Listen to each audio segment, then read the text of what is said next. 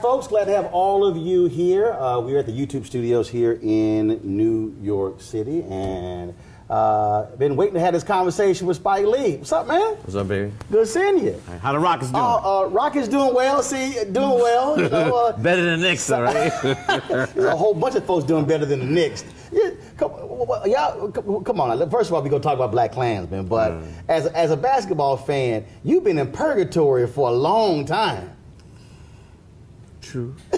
As Jay-Z would say, facts. But you got all brothers running the show now. Yeah. So, you got some hope? Hope is eternal. When you're a Knicks fan. I understand. Thanks for having me. You know, I love, you're doing your thing, baby. Appreciate it. Well, the thing is, you know, it was very interesting. You know, I had a Sunday morning show on TV One for 4 years, a daily show for 4 years, had you on those shows, and when TV One ended the show, I said, folks were like, oh man, you know, but man, love to have you on CNN, MSNBC, and I said, no, I said we're gonna launch a digital show, which we're gonna launch Roland Unfiltered September 4th. And my whole deal was, I said, because in which you understand, we talked about this beforehand, we've got to own our narrative. We've got to tell our story, and we can't be in a position of asking somebody else, please, please. Can't do it. Right. And in fact, what's interesting is, so I put out this goal. I wanted 20,000 of our followers to contribute $50 each to be a part of our Bring the Funk fan club. And the whole point of that is if we do that, that's $1 million that's come from the fans. And I've told folks, look, we also have to fund our freedom. It can't just be, but go get some advertisers. Like, yeah, but you're still beholden to if they don't. And you did a movie, which I contributed to, where you crowdfunded. Yeah, Kickstarter. Right. And that's just... Appreciate it. And in fact, you were crowdfunding before the name even existed. In 1985, for She's Gotta Have It. Tell folks about that, because I don't think people really understand that. Well, we were doing crowdfunding before it was called crowdfunding. You know, I was writing letters, pen to paper, postcards, pen to postcards, calling people up to contribute, and She's Gonna Have It cost $175,000. And you know Nelson George, you know Nelson, right? Oh yeah. He was one of the original investors. Wow. He's still getting checks. 32 years later. Wow. Yeah. And he's like, I'm sure glad I answered your letter. Nah, I knew Nelson. He was like, but you know, you're right. It's ownership, and that goes whatever we want to do, whatever endeavor. And it's ironic, you know, when things were segregated, we had our business. Yep. We support our businesses. Yep. We support our people. And then it flipped. So here we are, 2018. And when we also again talk about owning the narrative, what I explain to people all the time is that if being in this position, I'm deciding the topics, the guests. I'm deciding how much time we spend. But you know what you call that? What I call that? You're the gatekeeper. There you go. And that's the problem, because people, you know, everybody's excited now, black cinema, this and black cinema that, but it's been I've understood, like, it's been cyclical, where this happens every 10 years. Yep. For us to be conscious, every 10 years, my phone's ringing off the hook. So can you talk about the Black Renaissance? Right. 10 years later. So Spike, I've been doing this 40 years. So to get around that, we have to get in those gatekeep positions where we have a vote. Because you can do it on the inside and the outside. I think we need to come from both ways. That's right. Know? Martin, Malcolm, Du Bois, Booker T. It doesn't have to be one way to do it. It's the same goal. I got no problem with brothers and sisters who have shows. Look, Van Jones has a bi-weekly show on CNN. Joanne Reed, Don Lemon, Charles good. Payne at Fox. That's fine. All good. But my deal is, we also got to have it over here where if it's Dick Gregory dies and we're gonna live stream his funeral. Nobody else was there doing it. They wouldn't do it. NAACP convention. I had my cameras. We're there. No other media is there. And my deal is, stuff was happening there that was important conversations. And again, and so folks, and I've been. So you are a gatekeeper. Yes. And that's what we need. My deal is, and we're bringing these stories. I ran to this sister from Cleveland. Her two sons. She has eczema. Her two sons were trying to figure out how to help their mom with eczema. They created their own soap company. I ran into them. We put them on, did an interview with them. I got an email, man, we've been getting orders from the interview.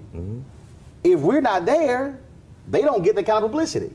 And I'm putting them on my social media platforms, 2 million people, that's black-owned business. That's how it's got to be. My brother. That's how we do it, baby. That's how we do it. Did you go to Morehouse?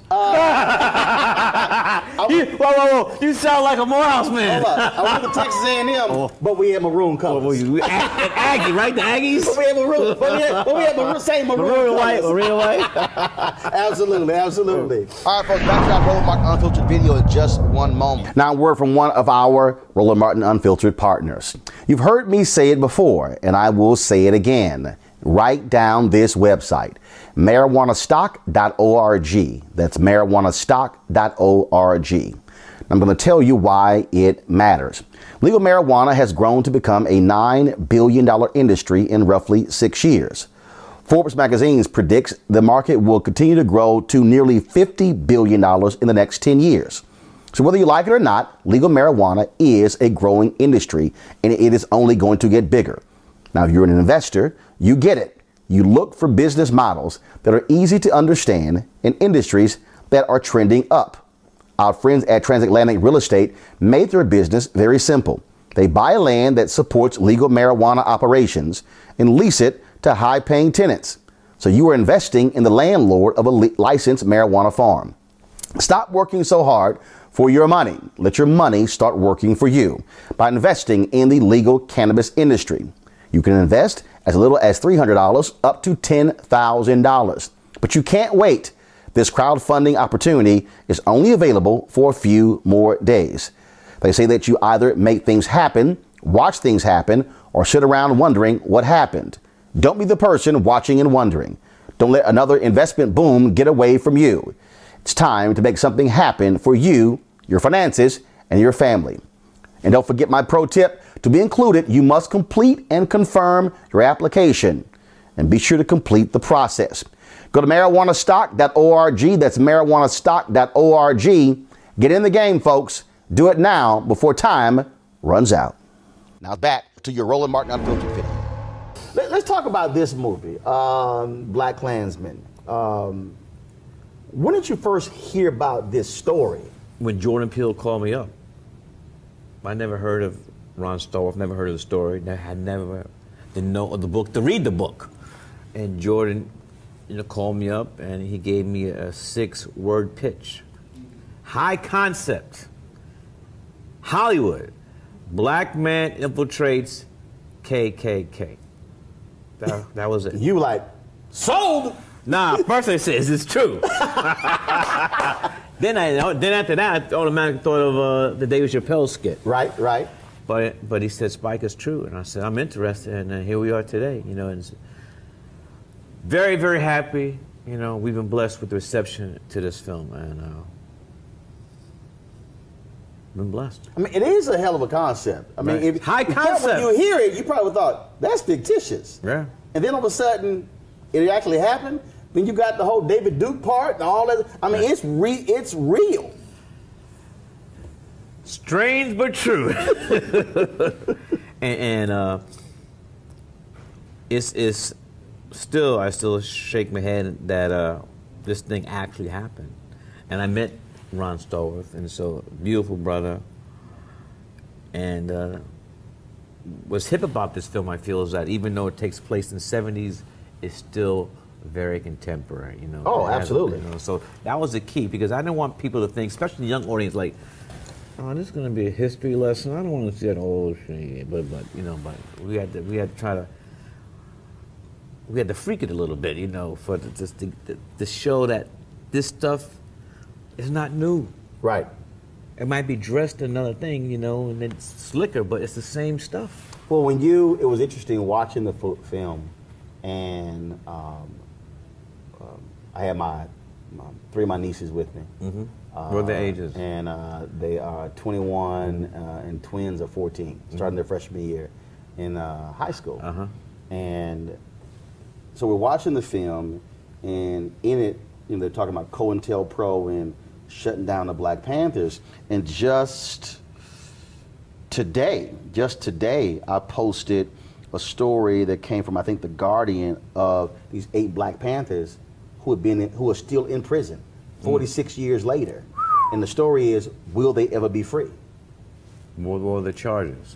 Just, multiple, you know, some of them murder, some of them other charges, and a lot of these cats were in solitary confinement 10, 20, 25 years. I mean, America is still scared to death of Black power. Yeah. Freedom. And black folks who will actually pick a gun up. I mean, because they changed the gun laws in California. They had to. The Panthers read look, we can carry long rifles. As long as they point it in the air, Right, they were like, UEP Newton. oh no, we got to change the law. These Negroes, and they figure out how to use our laws to benefit them. Yeah, I mean, we have a line in the film where police officer, the chief, says that he agrees with J. Edgar Hoover, the biggest threat to the security of the United States of America, Black Panthers. Which is crazy. Crazy. So, at what point did you say Charlottesville? That happened before. In fact, it was 2 days ago, a year ago, August 12th, Sunday, 3 days ago. And I was at Martha's Vineyard, and I was watching CNN, and I just cannot believe that I just witnessed American homegrown apple pie, blueberry pie, cherry pie, homegrown American terrorism. White domestic terrorists. Domestic terrorism. That's what it was. No matter what anybody says, that's domestic terrorism. So, David Duke, Agent Orange, I don't say his name, the neo-Nazis, alt-right, and the Klan, they gave me the ending for the film. That's. So when that happened, we didn't start shooting until September. So this literally happened August 12th, 3 days ago. A month before you started shooting. Yes. But I knew I wanted that ending, but I still wanted to get Miss Susan Bro's blessing. She's a mother of Heather Heyer, who was murdered. And and you reached out to her? Reached out to her. What did she say? Well, you know what she told me? She said, Spike, I'm very happy to give you the permission, but she said, I'm getting a lot of flack from black people, like saying, why is your daughter getting all this publicity when black people getting killed all the time? And I really said, you know what, don't listen to that, Miss Bro, because That's insane. There's also black people who don't understand history. I mean, James Reed was beaten to death. I know. What's the lady's name from Viola Detroit? Liuzzo. Yes. So head blown off. Dr. King gives a speech on the steps of the Capitol in Montgomery. She's driving one of the workers back to Selma. 3 Klans would pull up in the truck, blow her head off. We go to John Brown. So that's just an ignorant statement. I try to tell her that please, not all black people think like that. Your daughter's loved, your daughter's a martyr, and so please just get the. I mean, don't listen to that. That's craziness. And it felt. First of all, I can tell you, as somebody who appreciates film, I mean, watching this, I'm not feeling 1970s. Sure, I'm looking at clothes, I'm looking at hairstyles. The afros? Did you have a fro? Oh, I had a fro. Like this? Oh, like that. Yeah, the Michael Jackson or Jermaine Jackson. Mine was real curly. I had a really soft one too, and I had to put nothing in mine. So I had that natural. No, you had to put no afro sheet in it? No, my stuff. Beautiful people. Oh, I had that use natural. afro I'm talking about sheet. I had a good one. I had a good one too. I had a bigger one. Yeah, mine was way bigger than my brother. My brother was more like John David. John David in the film. Right. Yeah, mine was way more curly. Way more curly. What's my man's name from the Ohio Players? His was to the side. No. You know what I'm talking about? My dad. What's that guy's name though? Sugarfoot? Yes, Sugarfoot. His afro leaned to the side. Daddy wouldn't allow that. That was limitations to afro. Daddy was like, no, you can have a regular ordinary fro. Sugarfoot. Sugarfoot passed away a couple years ago. He did? Yeah, dog. But performed up till the end. I saw he was on the Tom Joyner cruise at family reunion. Out there with a cane, getting it in, getting it in. When I'm watching it, you talk about that contemporary. And so even though I'm looking at the clothes and the hairstyle, I mean, it absolutely felt 2018. Yeah. Even at the end when you see the video, and even with that, so the video at the end, were there any recreations or did that come from Vice? Some came from Vice. Although we just put ads in the paper in New Charlottesville, so everybody can be a reporter now. Right. So people just send us stills and video. But a large part was Vice, but there's a whole bunch of people contributed to the coda of the film, The End. I said, and you said it, white domestic terrorists. And it's amazing how in this country, you can watch CNN, Timothy McVeigh and all this. MSNBC, you can watch all these networks, and if a Muslim does, if an American Muslim did something, Muslim shoots 5 people. Or upset man. No. White domestic terrorists shot 5 people. And we've had in the past year, they tried to blow up a mosque in the Midwest. You've had all these different incidents, and in this nation, they just won't call it what it is. It's not new though. They call us 3/5 of a person. That's in the Constitution of the United States of America. 3/5. So it's the same old, it's the okie doke. And people like you are in position to try to say that's BS, you know, because we got to call what it is. Truth to power. Truth to power. You know and I know and they know this country was the foundation of this country is the genocide of Native people and slavery. That's the beginning. Dinesh D'Souza has this movie out called Death of a Nation. He has a book out as well, so I'm going to interview him next month for the launch of our show. And so his whole premise is that Democrats are the party of racists, and we go on and on and on. My whole deal is, dude, that's America. The Whig Party, the Democratic Party, the Republican Party. But the operative phrase is white people. This nation, folks benefited from it. So whether you want to sit here and try to play this game of one party over the other, that's the reality for 245 years. Then you go through Reconstruction, then you go 19 years of Jim Crow. I'm like, don't act like one side was just pious and perfect. Not at all. Not at all. But here we are today, though, with this guy in the White House. And speaking of that, you didn't run away from that as well. He makes an appearance because, again, you're weaving these elements in and trying to get people to understand that don't think that this is America's past. It's America's present. And I keep trying to tell people that what's driving all of this today is 2043. When we will become a nation that's majority of people of color. That's anxiety. I'm glad you brought that up because a lot of people slept on that. When the United States Census Bureau said by the year 2030, 2035, whatever that. Well, initially when they did it, it was like 2060. Right. People went, oh, this is about 30 years ago. People were like, man, I'm gonna be It's dead. like that in California already now. They went, I'm gonna be dead. Then something happened. Latinos kept having babies. Black people kept having babies. White folks stopped having kids. That thing went 2053 and 2050. I remember 2047, 2045, and it kept going down. Now we're seeing in several states the annual white death rate is higher than the annual white birth rate. And so every time I see one of these white anxiety stories, I said, y'all, you got to be deeper than mustard on a hot dog. This is what's driving it. They are scared to death when they say we're losing our culture. No, you're losing your power. You are going to have to share power, share money, share resources, and that's what's driving all this anxiety. I agree. I mean, this is we're getting to nitty gritty, and as you said, and I would like to co-sign it, piggyback.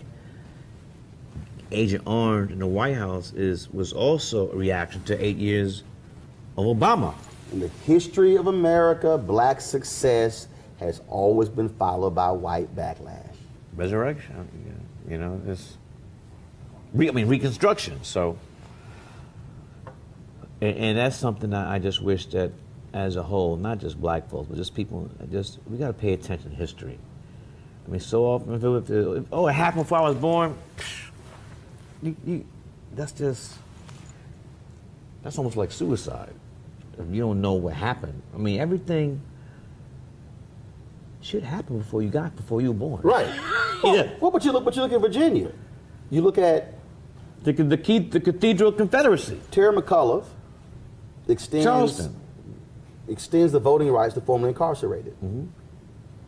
In Virginia, the reason ex-felons could not vote is because in 1902, a state legislator said this is to keep the darkies from voting.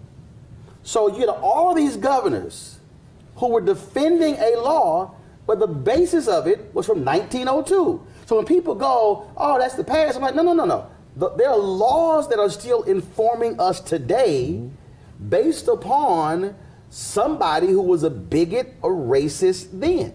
And you had amendments to turn around that stuff too. And now this guy is trying to take away amendments. So it's we live in a crazy world. It's insane. And that's why I think this film, people respond to this film as well they are, because it kind of like captures, the tone, the mood, the illness, the sickness that we live in. Because we're sick. A country that would separate families, separate parents from their children, and take pride in that, and put them in cages. Who does that? You can't claim to be the cradle of democracy and do some stuff like that. You can't do it. I was on the train coming to New York, and I said, has Spike ever done a comedy? And I started thinking about, I said, and there have been comedic elements in a lot of your movies. Right. Is it your position that, look, there are people who make feel-good films. There are people who make romantic comedies. But do you see it as your mission? I need people to think. But I think that you could do that in any genre. I mean, for example, Inside Man with Denzel. I mean, it's a heist movie, but there we talk about integrations. We slip stuff in there. But I would not say, though, people have said this, been written about that Black Klansman is a comedy, a buddy cop thing. I don't like, for me, I wouldn't use that word comedy. I would like. No, I wouldn't use that. Humor. Absolutely. Yeah, humor. So I think it's I've done before. Do the Right Thing is a very serious film. Also, has a lot of humor in it. So it's hard to do. We just have to get the right balance. But what I'm saying is, but for you, right. You are deliberate. Not every film. Not every film. I mean, the autobiographical film about my family, Crooklyn. That's just really just a small story about a young girl growing up in a household full of brothers, parents. So it depends. It really depends on the film. How crucial is it for us? Very crucial. To be able to see ourselves in a 360-degree way, and not just one way. Well, you'll be telling the truth because, as you know, we are not one monolithic group. We don't think alike, look alike, talk alike. We're just as diverse as anybody else, and I think we get in problems. Problems arise when we get this. People think that we have to be, or we think that we have to be a monolithic group. Not everybody has it. All black folks don't agree. All black people don't like my films, so you just can't. There's not one monolithic group, and we have to come to, I think, in better terms understanding that. And even though some people might, say some crazy stuff, that doesn't mean they ain't black. That's just they're. I'm not trying to make a defensive. No, I got you. But that's just the. It's hard to sometimes just say there's just one specific single black voice. So I got to ask you. So 2 weeks ago, right, you were in Detroit for the National Association of Black Journalists Convention. Right. You were there with the film that Saturday. That Thursday, Tyler Perry gave a master class, and in it, and he brought you up, and he said, when Tyler said I was cooning, when Spike said I was cooning, he said I got all this criticism, and he said that people said, well, your shows are simple, and he said, well, that was a strategy behind it. And he said, look, Spike's from Brooklyn, sophistication. He sort of compared Zora Neale Hurston and Langston Hughes in terms of people like, well, Zora, why are you using that language? She's like, well, that's the language that I know. But you know what, though? I would, me and Tara, I love Tyler, but I wouldn't say that's necessarily true because even though people try to say I was born in Atlanta. I went to Morehouse. So it's not like I spent my summers down south. If you live in New York, Boston, Philly, and your parents had grandparents down south, they shipped your black ass down south. So my summers growing up in Brooklyn, New York, my summers were spent in Snowhill, Alabama, and Atlanta, Georgia. So like I was I'm some alien to the south. That's not true. But I would like to say this though. I called Tyler up, and I said, Tyler, I never talked about this before. I said, let me come down to Atlanta. And so I flew down to Atlanta, spent the day at his house, his mansion. Incredible. And we just talked. And it was just me and him, nobody else. We talked for like 3-4 hours. Yeah. And we just came to understand, we said, we can't do this anymore. And we've been chill ever since. It got to that point, and I called him up. He said, you want to fly down? I said, yeah. We've been cool ever since. Cool ever since. Are you proud of what he's done? Building that studio? Oh, yeah. All different. The man used the word. He had a strategy. He's a mogul. Now I got all those studios that people are renting and stuff, so I got nothing for love my brother Tyler Perry. In that masterclass, and it was interesting when he talked about what we talked about in the opening, where he said, never leave your culture. There are a lot of people, and when I introduced him, I said, let me be clear, y'all, black people made him rich. A lot of times, you have African Americans who who really want white validation. But if I can just cross over, as opposed that's to the death wish. as opposed to being true. Why do you say that? Well, I'm not gonna name no names, but there've been several African Americans in the history of this country who have wanted validation from white folks, and they did certain things to get that validation, and then something will come up where white folks say like, "You're out of here," and then these individuals come crawling back. Oh, I'm sorry, you know, crawling back to the black community for forgiveness. This happened a lot. And being the forgiving people we are, you know, we welcome back in. Black folks are forgiving people. I'm sorry. Yeah, we are. We that's not DNA. You know, like you can do something like crazy, but welcome, you know, back in the bosom. But you know what I'm talking about. So with that case, we ain't naming no names. Well, no, we ain't naming names. I'm gonna name this one since she's in the news. Will black people welcome Omarosa back? Cause she dropping dimes. No, she ain't dropping dimes. She dropping quarters and half dollars. What do you think? What do you make of all of this? But here's the thing, though. Again, I think a lot of stuff is meant to be distractions to keep us from focus on what's important. And she had all those goods. Then why she wait till she got fired? You know, but look, I mean, I really can't comment on that. With the president, he did not though. I mean, you know, Agent Orange, he put some tweets out about it today. Called her a dog. Called her a dog. Questioned her intellect. She got fired from the Apprentice 3 times. I mean, trashing left and right. And then a couple other black people who worked with him, they said, "Oh no, we never had any conversations." So Katrina Pearson goes on Fox News last night. "Oh, I never had any phone conversations with Omarosa about the N-word." Then Omarosa went on CBS this morning and went, press play, and you hear Katrina Pearson on the phone call saying, "Yeah, he said it, he's embarrassed by it." It's kind of like, oops. They had the tape on her? I missed it.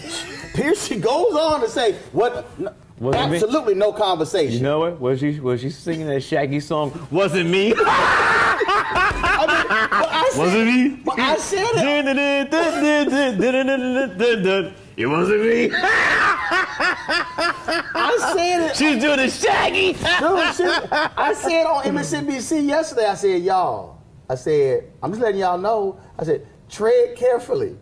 I said, she crazy. She let these fools say, I never talked to her. Press play. When somebody tell you they got a bunch of tapes, you might want to be real careful. Your conversation. What did she say after that, though, once they play the tape? Well, kind of a little hard now.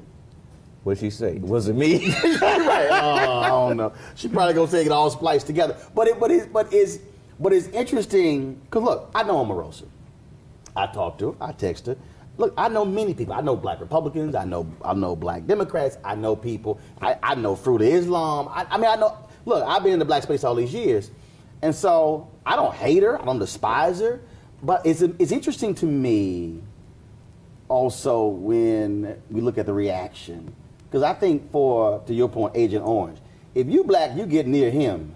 Black folks, they ain't giving you the side eye. They giving you both eyes, and they're going to borrow a pair of eyes looking at you. It's just like you just... They're looking like this. or like this. I mean, I had a pastor call me who was invited to that meeting with the black pastors who met with him. And he was like, "No, I ain't trying to go near that." And then after it happened, he said, "Man, I'm so glad." He said, "I didn't go near that." It's just, he repels. Here's my thing is that we're all going to leave this earth in our physical form. And when it's time to go to the upper room, do you want to be in the right side of history or the wrong side? What they say in life, the upper room. The upper room, you know, and very quickly, I've seen someone like that. When I had to interview George Wallace, my documentary, 4 Little Girls, he knew he was gonna go. So he was trying to come with all these lies of what he did for black kids, bought them books like that, but it was too late. He knew he was going to hell. I really believe that because he was just coming up with some. I can believe it loud. I can believe he agreed to do the interview with me. Right. But he was trying to get some alternative narrative. He wanted salvation. He was trying. He tried everything. Too late. When he stood at the door, U.S. Alabama, Vivian Malone, right? Yep.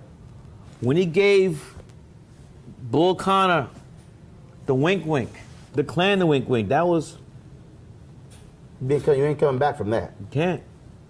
And there were black people in Alabama who forgave him. To your point, who voted for him and reelected him governor. Yeah, that's some Alabama Negroes, though. Yeah,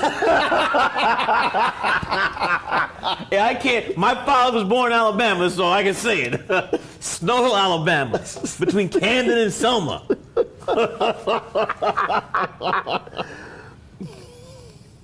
When you look at just where we are, and I've been saying this, we're 25 years away from 2043, and I've been saying to black folks, study South Africa, because I don't want us to have demographic numbers, but not be ready to take power, to assume power, to wield power, to use it. And folks ask me, they're like, man, but why you support charter schools? I said, look, I support any form of education that's working for us. I said, we don't have time, whether it's education, we don't have the luxury. We don't have the luxury. I'm like, I said, a child that is born today is going to be 25 in 2043. I said, we have to be in a state of mind where we are fully prepared for that moment. Can I say this? It's like a smaller version of the giant statement you said. We weren't prepared at Obama's second term. We were partying, and all the type of stuff. For 8 years, we in a state of mental. My phrase was, we never left the inauguration parade. Yeah. For 8 years, we were like, and here's the people to understand, and I need everybody who's watching this to understand this here. I interviewed you for my book, right?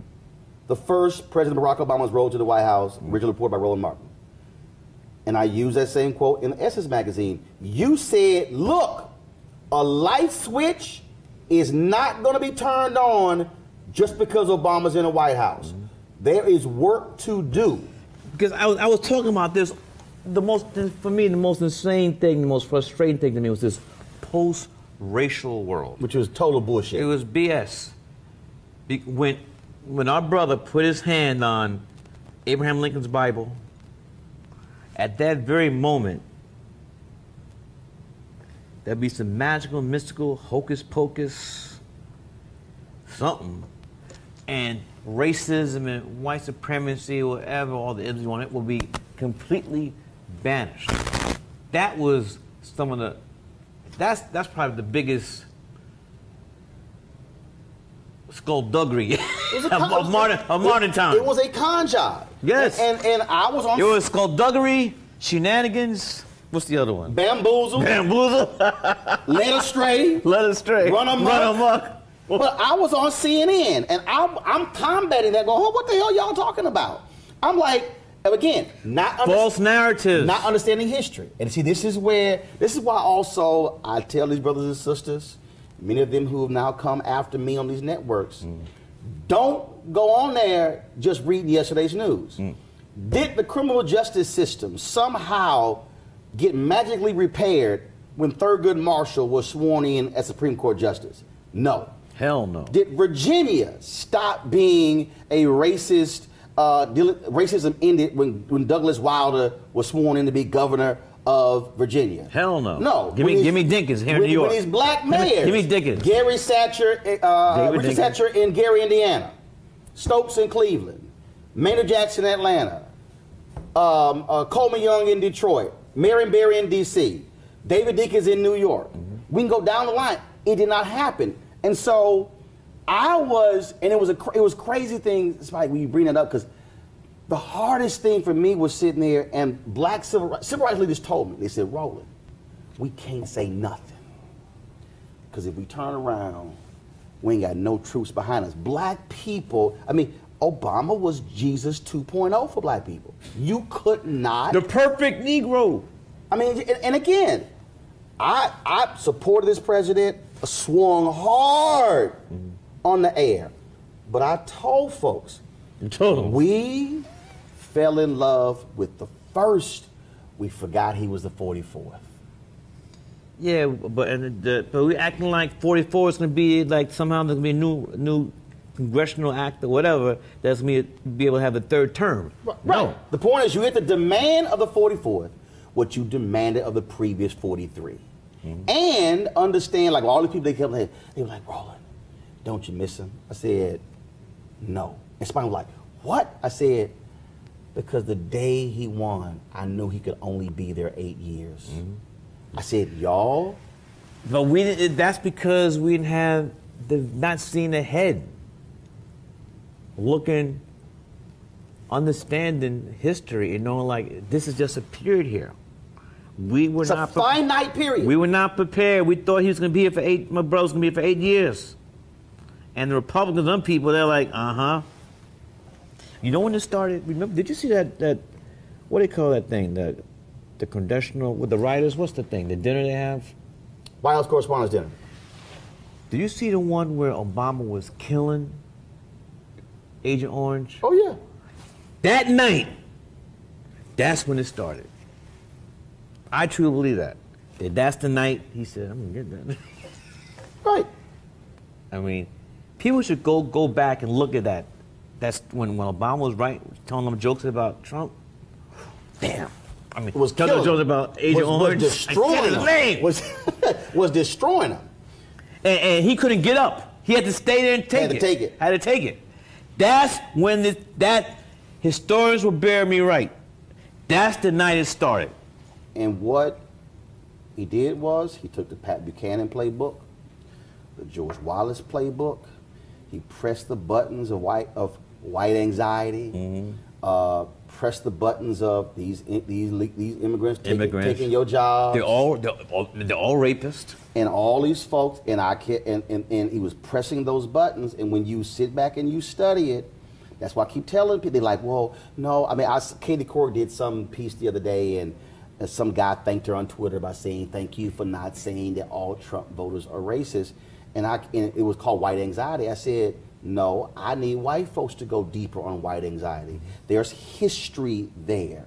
There was history. They feared what's going to happen to us now that all these slaves free. And then now what they didn't realize is the laws that were passed during Reconstruction, 13th Amendment, 14th Amendment, 15th Amendment, white wages went up after slavery. Broke white people benefited from black people. The history of America, broke white people have always benefited from us demanding our full freedom because the laws were not just written for us. And that's why and you could span that to women's movement too. Oh, absolutely, same thing. The gay movement all happened on the back of the civil rights movement. If you were gay, the same-sex marriage was passed because of the 14th Amendment Equal Protection Clause. That was a Reconstruction Amendment. And I've given speeches. White women, Title IX passed in 1972, which opened the professional schools to women to become doctors, lawyers, engineers. If you ask the average woman, where does Title IX come from, they can't tell you. There was a provision of the 1964 Civil Rights Act, which black people died for. And also people got to understand, every single one of those acts, Civil Rights Act 64, Voting Rights Act 65, Fair Housing Act 68, was preceded by black blood. Yeah. Black people had to die. They think it was like the marches. No. There were actual riots that led to deaths, and they were like, "Hold up, we got to pass something." And LBJ. But if you don't, but again, these people who walk around who ain't read a history book. Forget about history, but how about just reading? Period. Well, that's a start. That's a start. That's a start. That's why the one time I did real time with Bill Maher, the one time, I turned to the camera, I said, "Read a damn book." Maybe that's why I ain't been invited back. I don't know. And that was October 2014. So I'm like, Bill, invite a brother back. How old are you? 49. Be 50 in November. I'm 61, so we're basically the same generation. I just like to say it's my education. Growing up in Brooklyn, New York, on my block, Big C, even I just think that black communities all together.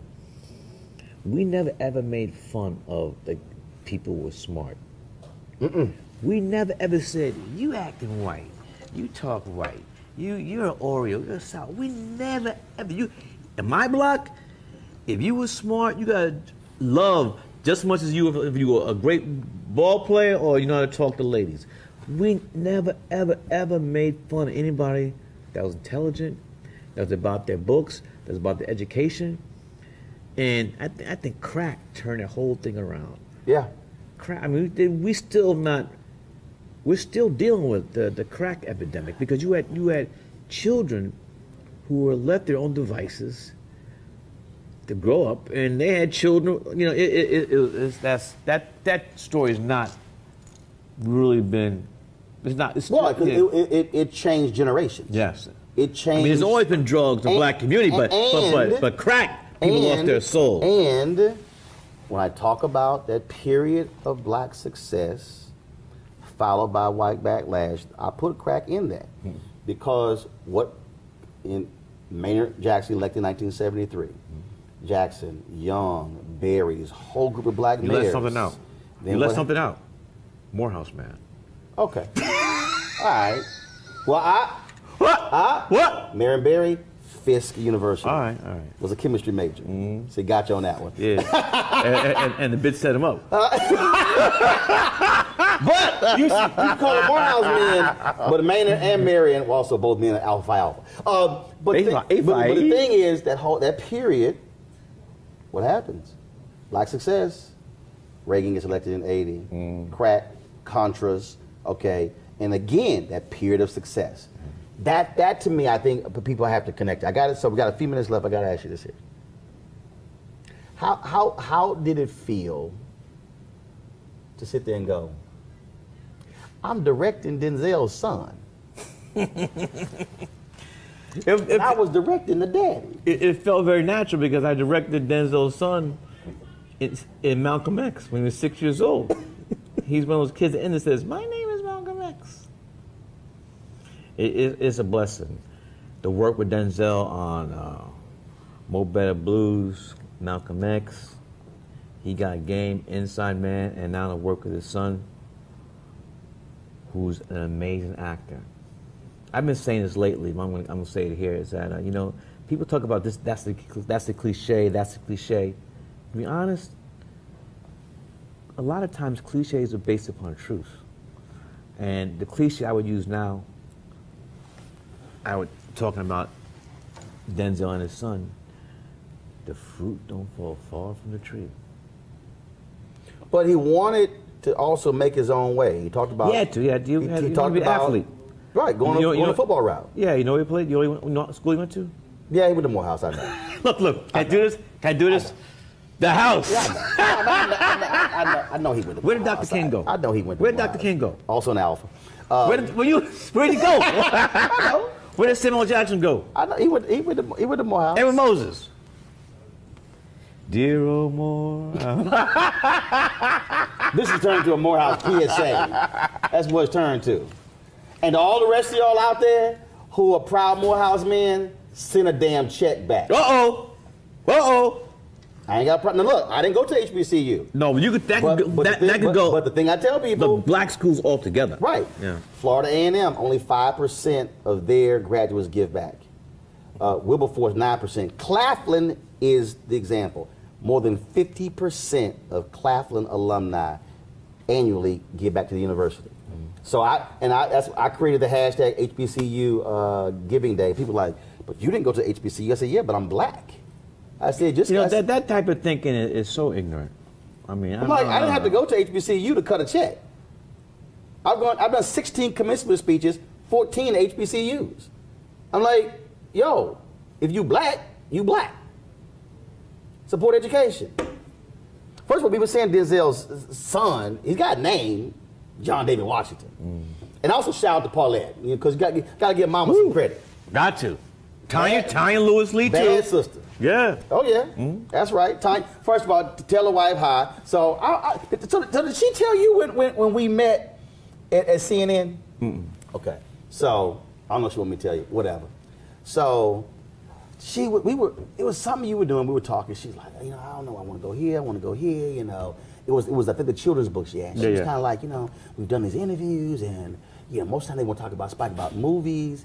And so I said, okay. Okay, come on. I said, come to CNN. We're gonna go to the cafeteria. So we sat down. We had about an hour and a half lunch on the concept of Me Inc. The concept of Me Inc. You being your own shareholder, your own company. And so we sat there, and we it was just back and forth. So her book, her health initiative, and stuff along those lines. And so I just said, Tanya, look, I said, you got to have a Me Inc. philosophy. And we just had this long conversation. Thank you. I'm serious. I'm telling you. And what happened was, and I said, look, what Spike doing is great. I said, but look, you got amazing things. I said, have that vision. So what would happen is, so once a month, I'll be like, how's Me Inc. going? And every time we've seen each other since, I would go, what's up with Me? Yeah, we had that conversation. Thank you for that. Not a problem. We had that conversation. Thank you. Just your thoughts, real quick. Aretha Franklin. She's health is declining.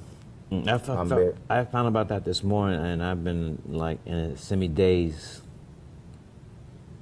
I mean, here in the afternoon. I found out 8 o'clock this morning. And the Queen of Soul, Detroit, Detroit. How did Berry Gordy let her get it? Was she signed to Motown first? I think so. Was she signed to Motown? I think so. Anyway. Well, first of all, I'm always connected. Well, you can keep talking. I will check. Well, that was one they got away, but also, somebody turned away Gamble and Huff. What was that? And when they got an award, and Berry Gordy did a video, he's like, I'm still looking for the fool who told Gamble and Huff they couldn't come right for Motown. He said, what were they thinking? Well, then there wouldn't be Philadelphia International then, right? That's true. That's true. They're beautiful brothers, too. But Aretha, I had the pleasure of working with her one time. Aretha sang the end credit song for Malcolm X. Yes. The classic Donny Hathaway song, Someday We'll All Be Free. Yep, I got the soundtrack. Yep. Yeah. But I love Aretha. And you know what? We really gotta give our giants love. I know people use the word flowers and roses, but we can't be waiting until people on their deathbed. I agree. We can't do that. We can't do that. We have to let our giants, our kings, our queens know that we love them and their love while they're here on Earth. No, she was with Columbia. Right. She was never with Motown Records. My bad. Sorry. Right, but you're right. How that happened. Yeah. But first of all, you're right about that, because it's just like, for me, so people have, I've known her now for 10 years.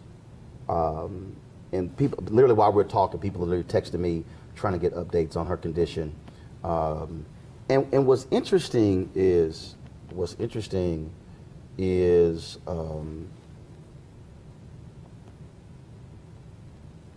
hold on one second.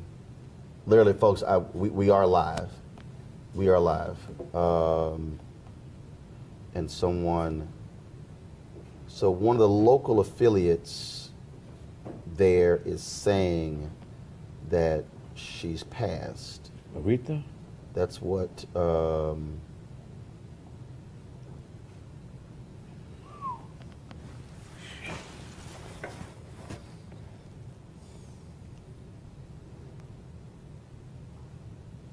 I know we live, folks, but this is what happens when, hey, Doc, one of the local stations there is saying she's gone.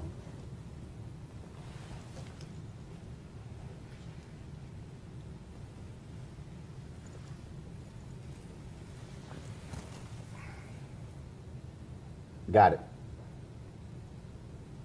Cool. Let me let folks know. I got it. Thank you. All right. No, she is not passed. But you. So No. It's not true. Well, we got to say our prayers. Our icons. We our got icons. to, because I say this all the time. There's no guarantee you're gonna wake up in the morning. Right. There's no guarantees. And I think of people like I've met over the years, great people, and like when they pass, I should have said, you know, like, you meant a lot to me, because you know people are busy. You know, you don't want to infringe on them, but you know I do. But sometimes you just gotta like move. No, you do. And just can I speak to my brother, my sister for a second, do. and just give him a hug and say I love you. Yes. And then don't make it into production.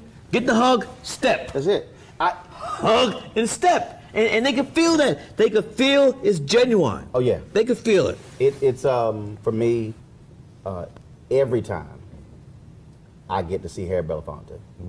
Didn't he do great in this film? Oh, so I'm watching the film. So we didn't let people know he's in it. You let nobody know. I'm watching the film. I'm like, yo, I know that voice. Because it starts as a voiceover before you see him. I know. I went, Mr. B, it is? Doc, that was. I'm telling you, I called him. And first of all, one of the most iconic voices, and it's so crazy too because he'll call me back and he's like, how you know this was me? I said, you the only person I know in the world who talk like this. And he just busts out laughing. But again, folks like him, I mean, you're absolutely right. Stevie Wonder, Lionel Richie. And my deal is these are our icons. Yeah, and what's weird, and how do you deal with this? How do you deal with meeting one of these icons? Because this was the case what happened with Aretha. How do you deal with one of these icons when they're a fan of yours? Is it the weirdest? I'm honored. Dude, so here's what happened with Aretha. So 2007, my agent, Mark Watts, sends me an email. He's like, dude, we just got this email. Somebody saying Aretha Franklin really loves you and blah, blah, blah, blah, blah. He's like, About 10 minutes later, he went back, he said, okay, that wasn't a fake email, that was real. They just called the office. Aretha Franklin sends an email. I just wanted to let Roland Martin know I appreciate his work, what he does, what he stands for, what he means to our people. And then the next year, February 2008, she's performing in LA, getting an Image Award, and she's at a concert, and some friends had a ticket, Beverly White and her husband Xavier, so we go to the concert. We sitting 20 plus rows back, whatever, enjoying the concert, and I was like, well, we gonna go say hey. So we go, and you know, they walk us back, and we were the last ones to see it, and she goes, well, why didn't you tell someone you were here? I was like, I'm just here at the concert. She's like, well, I would have shouted you out from the stage. That's when our relationship began. Dude, she would just call me. She would just call me. Oh, 12:30. I ain't lying. 12:30 at night. I got to be up in 4 hours. I see a 248 number. I'm like, who called me from Detroit? I asked Roland. Yeah, that's me. Aretha. I just saw that Wendy Williams video you did, boy. That was something. But I'm tired as hell. But it's the Queen of Soul. So you can't say, Aretha, I'm sleepy. Can't do it. Now for 20 minutes, Aretha going on the phone about sex. And it's just it's amazing because you the queen. And you like my work. And bruh, she would in the last conversation we had, we talked on Christmas, and I sent her this video of my dad making this gumbo. She's like, well, I gotta get that recipe. So for 3 months, she was like, what a recipe? What's up with the gumbo? Then she asked me to come bring her some gumbo to the house in March. Unfortunately, the weekend I went, she went to the hospital that weekend, which I had never revealed before. But you're right. We got to show our love while they're here, and just in their physical sense, in their physical state, before they make that transition. Because speaking of that, because it happened to me coming on the train station here. How does it make you feel when you get black love? I'm talking about when a brother or a sister, I had a brother in Atlanta. I don't know if he went to Morehouse. He worked at the airport. Walked up to me, he said, thank you. And I said, appreciate it. He said, no, thank you, and walked off. Mm-hmm. And I told people, I said, I teared up. It is something that's just amazing. It's true. And there's the other side too. Well, you got the crazies. I'm on Black Twitter. Oh yeah, but you know what though? Even with that, that's fine, mm-hmm. because, and I had never stated it this way, but Kevin Johnson did when he introduced me in Sacramento. He said, the governor, I mean the mayor of San Francisco. Yeah, he said, Phoenix Sun. That's right. He said, black love is what fuels Roland do what he does. Mm-hmm. And it's true. Yeah. It's just, I mean, when dudes in prison, just got out of prison, says, hey dog, you respect it on the yard. We watch your show every day. Mm. You like, I mean, you ain't thinking about inmates watching the show. Or the people that you reach, you know. But I just think about Aretha.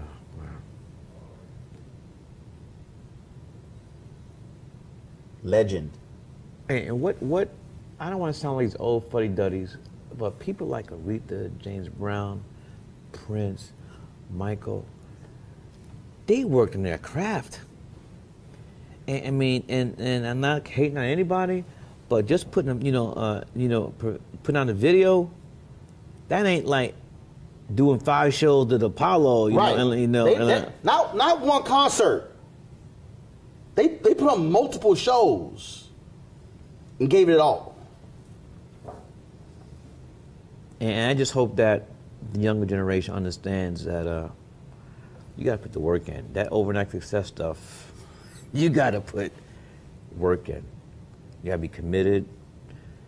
I mean, you think about the time that the James Brown, the John Coltrane, or Mike. I mean, that was their whole life, and right. They worked at it. They worked at it. They work at it. Last question. You got to put it in. You got to put the work in, no matter what you're doing. Netflix has picked up She's Gotta Have It, 2nd season. Yeah, we just finished shooting the 2nd season. What is it that you haven't done that you a musical? Really? Yeah. On what? Well, hopefully my school days be a Broadway musical. Who you talking to? Kenny Leon? Who you talking to? I'm going to direct it. You're going to direct it? Yeah. I mean, that's a musical. People. Oh no, that was when the movie came out. They would say it should be a musical. Right. Mm-hmm. Now it came out '88. Yeah, I still remember that scene. Which one? The butt scene? No, not that one. What scene you talking about? T-shirt and all them in them dresses. Oh yeah, Be Alone Tonight. Yeah, what? They would kill it. I can see that scene right now. No, you can't. Jasmine Guy. I can see that scene. I can see that scene right now. I can visualize that scene right now. Spike, always a pleasure, man. Thank you. And congratulations on this, man. You do a great job. You're a freedom fighter, gatekeeper, and getting the word out. A lot of times we're not getting the real, not getting the really real. We're getting the okie doke. That's right. You want to support Roland Martin Unfiltered? Be sure to join our Bring the Funk fan club. Every dollar that you give to us supports our daily digital show. There's only one daily digital show out here that keeps it black and keep it real as Roland Martin Unfiltered. Support the Roland Martin Unfiltered daily digital show by going to RolandMartinUnfiltered.com. Our goal is to get 20,000 of our fans contributing $50 each for the whole year. You can make this possible. RolandMartinUnfiltered.com. There's only one daily digital show out here that keeps it black and keep it real as Roland Martin Unfiltered. Because guess what? We come back live January 3rd. The blackest show on all of digital, cable, and broadcast. See that name right there? Roland Martin Unfiltered. Hello. Y'all want some of this? YouTube.com/Roland S. Martin. And don't forget to turn on your notifications. There's only one show out here, folks, in the digital world that's focused on you. Because here's the piece. I ain't afraid of Fox News. Come back live January 3rd. Martin.